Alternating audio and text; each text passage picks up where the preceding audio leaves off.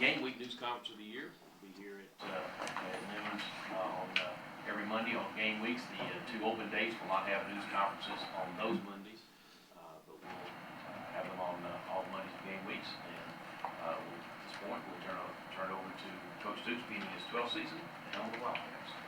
Thank you, Tony. It's good to see everybody. It's great to be back in this room.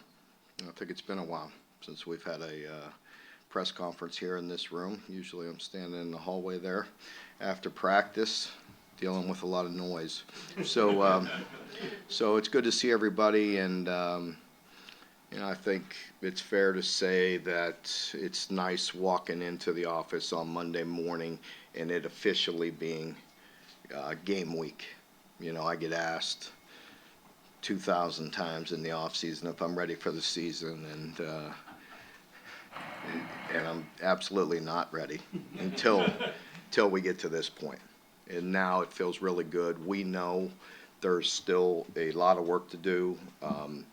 Yes, we got ahead on Southern Miss, and we're able to work on them a bit last week, but it's also the beginning of a week to officially get ready. So we have quite a few newcomers in our program that need to find that routine and that rhythm that I have and try to have throughout the year, and so the players can anticipate and they know what to expect on Monday through Friday through game week. So, offensively probably, for the most part, that's where there's a lot of change. If you look at, maybe 5, 6 guys that are, very important roles that hadn't gone through this routine. Defensively, not as many. Maybe Pop and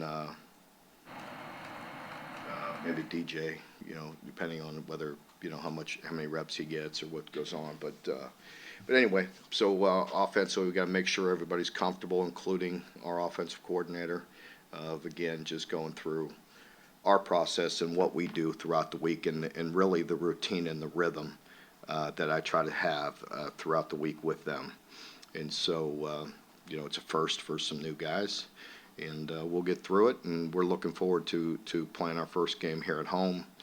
Obviously, a night game, welcoming Southern Miss, and that's a team that you saw very many signs and flashes, beating some good teams last year, and then they have a lot of newcomers, like most teams. And when you look at the transfer portal, look at the change that they have with their OC and DC, and I want to say, probably as many as 10 impact offensive transfers.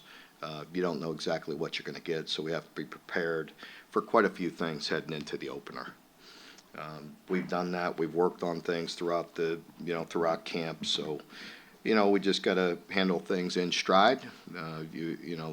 Nothing ever goes as smooth as you want it to.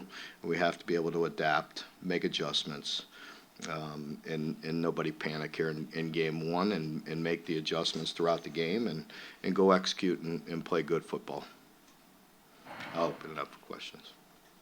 Questions? Mark, I think one Tuesday night in camp, you got the guys in the stadium, did the lights and all of that. What is that, the new light system and the environment, recruiting, what does that do for you guys? Well, I don't think all the lights and the banners were completely done at that point, but we shall see, how that affects recruiting and the environment and everything. I think it was very hard to replicate it exactly. On that Tuesday, we did put them on at times so they wouldn't see them for the first time in a game night. But the lights are new as well, and that was one of the reasons why I wanted to get over there. We have some players that are new. I think just playing in the stadium's different. The wind blows differently as far as our punt return, kick returns. Just playing in the open field in the stadium, it's important to do that. And playing at night, practicing at night. I mean, also just getting their body acclimated, to coming in, having meetings, having a long break, very similar to what we do in game week right now. Because school started just today, that we've been on one routine. And so I think just that coming in, having meetings like we do on a game night. There's always a long break. I've talked to other coaches, I've talked to other people to see if there's things that they do differently that, with the breaks that you have in the afternoon, and looked at, anything we could do. I mean, as you know, we played some very good games at night, and I don't remember any, but I'm sure we probably played some bad games. So, I'm sure it goes both ways, so we'll see. Is Corbin Ford available? He is not. Is he in that group of extended absences? Yes. Yes.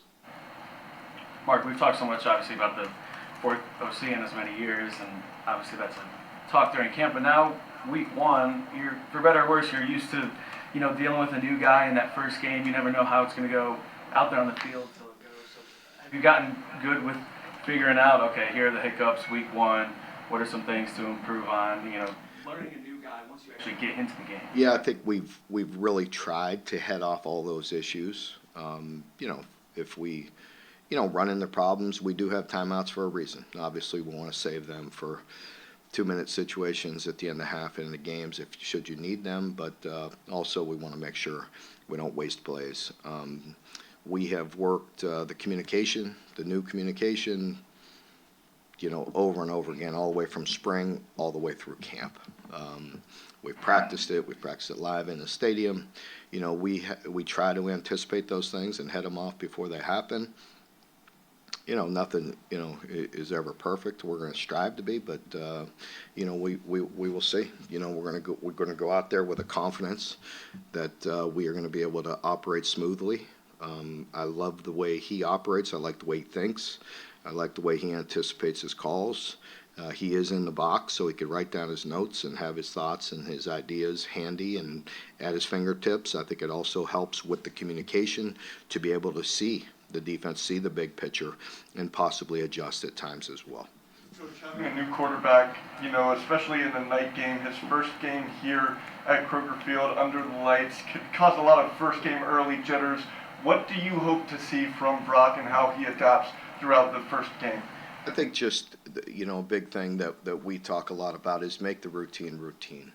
And with him, just continue to operate smoothly, continue to make good decisions, and continue to make the simple look simple and the routine look routine. If a guy's open, hit him and catch and run and protect the football and do the basics. If we continue to do a lot of little things, big things will happen. And, I think that's an important message with our entire team early, because I've mentioned it before. You guys have listened to me for 12 years, and for 12 years I've probably talked about it leading into it. Guys want to do too much too early. That they immediately, want the score to be whatever. They immediately want to have their production. They immediately want it all to happen right now. Why? Because they've worked very hard. They've lifted weights, they've ran all summer, they've done these things, they've had all these practices. So they all want, they want it all right now. And that's not going to happen unless they, fall back on the things that they were taught and do the little things. If you continue to pile on and do the little things right and make routine look routine, big things will eventually happen. That's hard. It's hard to preach because guys want it all very quickly. You've talked about this whole offseason, the running back group being a whole committee this year. Jason Patterson at 2 and Jimmy at 1. What kind of went into that decision? Production, just the way that they played, and Jamarion will be very close second, with Jason, so he'll play quite a bit as well. I admittedly forgot about the 2-minute timeout until watching the games this weekend. I don't know if you were able to watch. Was there anything about all the changes to the game flow that you maybe picked up on seeing them for the first Yeah, I time? think that's something that Tony and I were just talking about. I was informed. I anticipated it being that way, but it's a full timeout. So again, it's a long stoppage at the end of a game. That could benefit you, or it could be something that you want the clock to go. So again, it's part of the new environment, and we'll adapt to it and make sure we try to make the correct decisions. Mark, what about the tablets? How much have you guys worked with those during the camp, and what kind of benefits can they? Absolutely have. I mean, John, you've been paying attention in my press conferences? You've been falling asleep on me or what? Come on, let's go. I mean, I've talked about that, so, no, I've mentioned it because it very much is new. Like some of our coaches used it in the bowl game but it's a different system. So it did take some getting used to, honestly. And, we have practiced it. We've actually, because if you look at it like this, like in scrimmages, one offense is up against one defense, and then it's usually twos versus twos. So those coaches are up coaching immediately.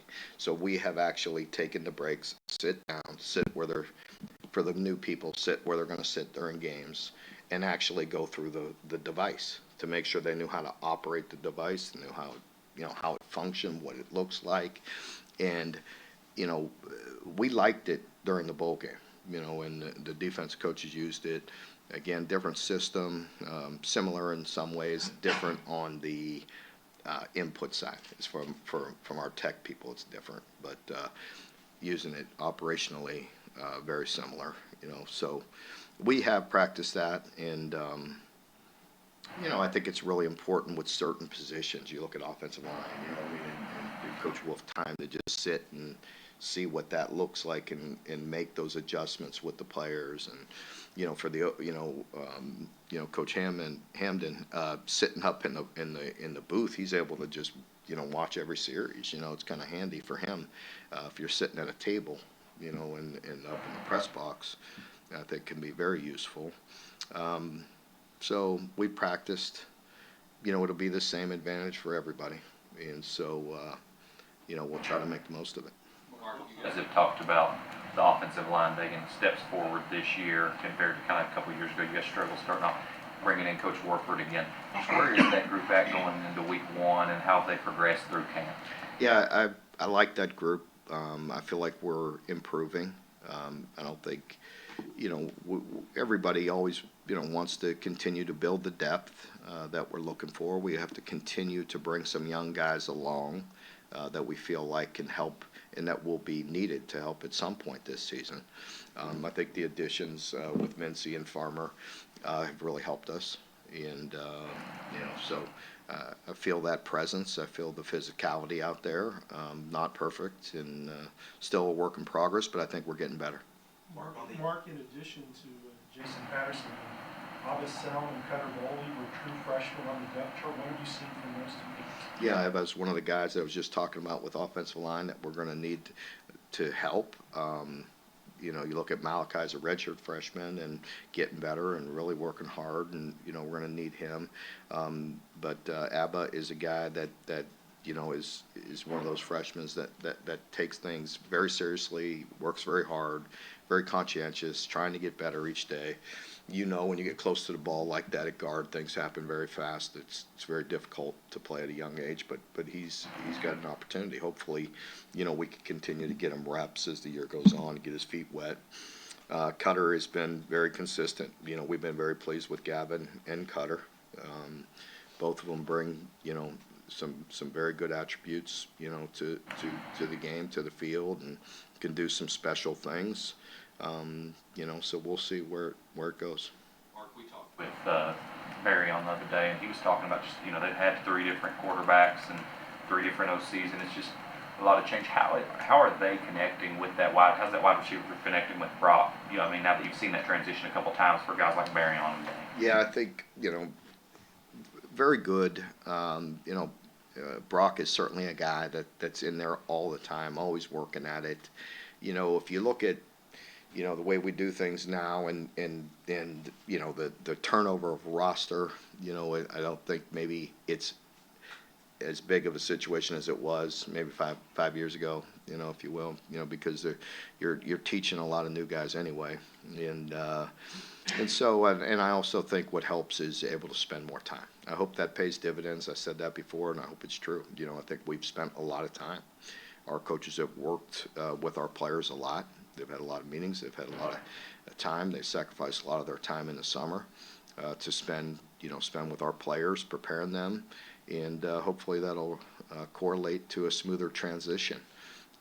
I like the way Bush teaches. I feel like the players can pick that up very well, and not only with Barryon and Dane, but you add Jamori and you add Fred. I think two guys that are very important and, you know, very good players that constantly show up in practice, you know, and it's pretty good stable. And then you mix in AB and, you know, Brandon White has had a minor injury for a week or so. Hopefully we'll get him back to full tilt as well, because he brings another dynamic that's pretty good. And so, you know, we got to get them all on the same page. Mark, how do you feel about the overall kicking in? Yeah. I feel good. You know, obviously, you know, with Alex, you know, he's a guy that's been very consistent. You know, has a very strong leg. But you look at Cowway behind him, and man, he has an extremely strong leg. So Jacob, you know, we have a lot of confidence in Alex. I mean, I don't know what the number will be. I mean, but if I know, you know, Jacob has hit. We've tried the 60 3 times, and he hit them all 3 times. And, yeah, in full, you know, with full units, offense against defense. So, you know, so we have that as well.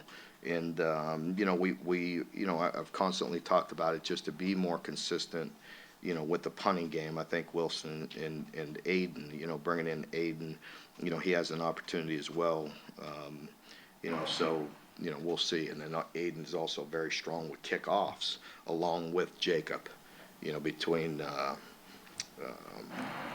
you know, Aiden and Jacob, our kickoff should be pretty deep, and we should have high kicks and be able to cover and not run into some of the problems that we did late last year. It was 10 years ago, but is there, do you use the loss to Southern Miss back in 2014? You say, hey, do you try to use that to put people in high alert? I mean, you know, we always use anything and, you know, just to bring to their attention. I think, you know, I would constantly talk about 1 year to the next, whether it's, you know, bad streaks or good streaks. You know, it really goes out the window, you know, year to year. You have to go play well in this game.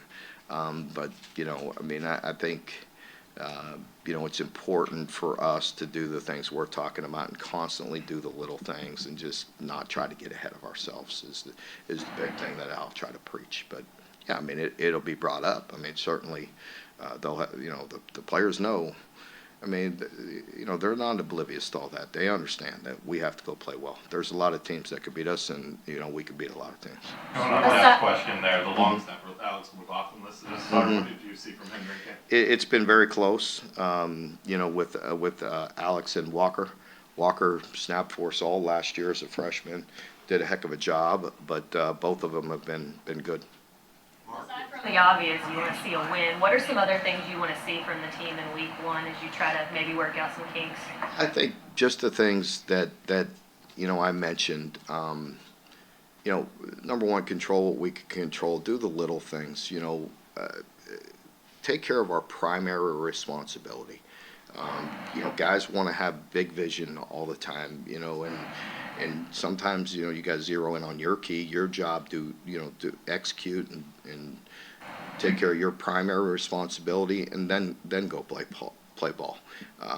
You know, so I think those are the things I'm looking for. Obviously, the operation, you know, how smooth we are. We want to play clean. You got to protect the football. We want to win the turnover battle. But also, I think just, you know, doing the little things. You had a lot of oars on the secondary, both safety and cornerback. You foresee that? Just out of confidence in either or. That's what I was going to ask. Yeah. You just foresee that being 2 units and Just- you're going to play a lot of guys? Yeah, just those guys can play. You know, the safeties, those 3 guys are starters. You know, and so, you know, we feel like, you know, very good there. And then, you know, in the backup role at corner and you know, even opposite Maxwell, you know, we got to continue to evaluate that position. And DJ's not quite been 100% this week as well, this past week, so that, yeah. You referred to the transfers that they have coming in. You know, Southern Miss has put a lot of good players in the league through the years. And the SEC teams can't get all of them, so how would you assess their talent level going into this one? Because they're kind of fly below the radar a little bit. Well, again, very, very good team, very well coached. Will Hall, I don't know him very well, but we competed against each other. His background, he's got a good, solid background. With some years with Bobby Petrino, and so. I think he was at Louisville maybe 1 year. We crossed over, maybe in 17 maybe. But they have 10 new guys, new quarterback, so we'll see. It's hard to assess that until you put it all together and get out there and play. I think most teams will tell you, them and us and everybody, you're worried about yourself, how you execute, how you play, how clean you operate and all that. So, very good. I mean, I know a year ago, great running back in Frank Gore Jr. I happened to be at Miami when his father played at the U. And so Frank Gore Jr. was one heck of a player in his own right. Mark, You guys have Brad during camp talked about the benefit of having all those analysts able to coach on the field. Now, does that change the game day operation much at this point? Or? Not too much. I think eyes and vision and, not having, we want to make sure the coordinators still have the opportunity to do what they need to do. And in between series, there'll be a lot more communication. There'll be a lot of, iPads, a lot of eyes, to kind of see what's going on and try to educate our players. I think it's a big thing. Mark, the fan base this year seems really excited, probably the most excited it's been in recent memory. What, if anything, do you guys feel within the building, and how does that help kind of the team going in, knowing that the fan base is really excited and behind them going into the season? Yeah, I think it helps immensely. We feel that passion and energy, and we certainly feel it in the stadium. We have 8 home games. We want to go deliver. You've heard me say it many times. I feel, a deep obligation to put a team out there that they're proud of, and if they're excited about it and want to come watch us, that's a good first step. Now we got to go play well, and we want to do that. It's important to us, to go out there and coaches coach and players play and do the very best we can. But we're excited about it. Can't get too far ahead of ourselves. That's the big thing. Everybody always wants to talk about the schedule, and it's like, hey, let's go worry about Southern Miss. To your point, a few years back, they took care of us, and there were some lessons in that game that I carried with me. You've heard me talk about scars and, calls and plays and things that happen. I mean, I remember very exactly what happened at the end of that half. I remember exactly the call we made. I remember exactly the mistakes I made. You know what I mean? And you're thinking they're running out the clock. I let a call go. I should have called timeout and regrouped. That's on me. And but it was a long time ago, but I don't forget. Mark, you had a few guys injured on that defensive line, and Brad said that early in the preseason, he said, you never want that to happen, but if it could happen to a group, that's where the depth that it could happen. How are those guys doing, of course, but outside of Dion and Keyshawn, those kind of guys, how are the guys behind them doing as you need depth there?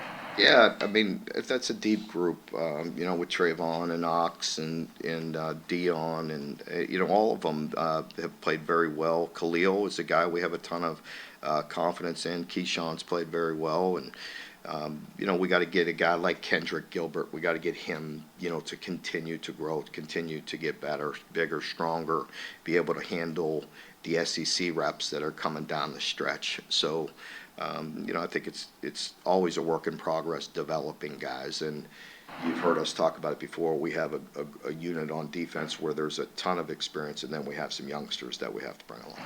Mark, in this portal era where you can't necessarily count on guys being here for 5 years anymore, does that affect your redshirt decisions at all? Like, are guys ready to go on special teams, you just throw them out there? Absolutely.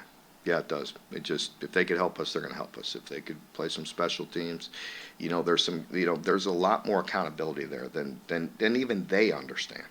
The way we practice, talk about it, the way we go in meetings, the intensity of Coach Boulware and how he goes about special teams. I mean, that's some serious business, and we let nothing slide. And so those players understand it, but I think, media covering it, fans, I mean, if they can help us, they're going to help us. And there's a lot of young athletes that can run, and we need them to continue to grow up and play. And then there, that's the first step, with them is being accountable and helping us on special teams. If they can't do little things, they can't do big things. And we talk about that all the time. And a little thing might be the backside of kickoff return or finishing a block or doing some things that nobody sees. But if you execute it and you do your job, then big things may have happened, so, we'll harp on that and we'll continue to bring those guys along. Mark, what is your assessment of the tight end group? It's a good group, there's some experience in there, so, Caddis is a guy where, again, Josh, you just want him healthy, and I think, that's something that we have to protect him a little bit and just make sure that he's ready to go. Jordan is a guy that, we have a lot of confidence in. Kamari, you want to see growth out of him. And, the other one that showed up in camp that we think can contribute is Willie as well. Willie Rodriguez is a guy that has shown us, done some good things. Okay, folks, thank you very much. Just a reminder of normal game weeks schedule. We have offensive players